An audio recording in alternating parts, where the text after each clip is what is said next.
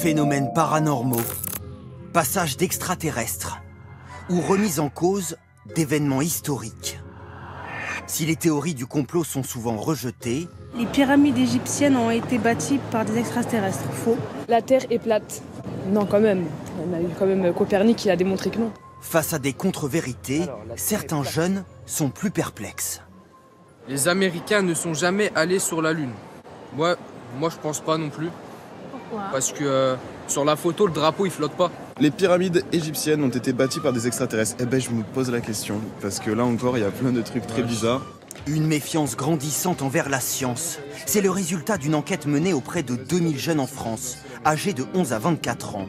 Parmi eux, 20%, soit près d'un jeune sur 5, estiment que les Américains ne sont jamais allés sur la Lune. 27% pensent même que les êtres humains ont été créés par une force spirituelle. Ils sont 2 à 3, parfois 4 fois plus nombreux que les seniors à adhérer à ce genre de contre-vérité scientifique. Donc c'est quand même un effet générationnel très net. Les pyramides construites par des aliens, 19% adhèrent. De quoi donner quelques sueurs froides à cette professeure marseillaise. On se confronte de plus en plus à des difficultés via les réseaux sociaux qui diffusent des documentaires et même parfois très abjects, théories du complot, etc. Et c'est très difficile de déconstruire. Malgré les preuves ou les photos prises depuis l'espace, 16% des 11-24 ans considèrent que la Terre est plate.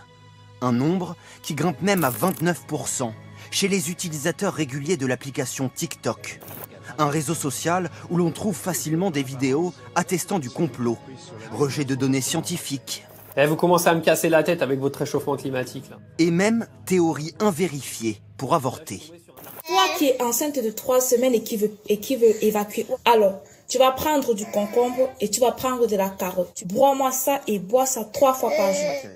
Des propos aux milliers de vues qui induisent en erreur les plus jeunes.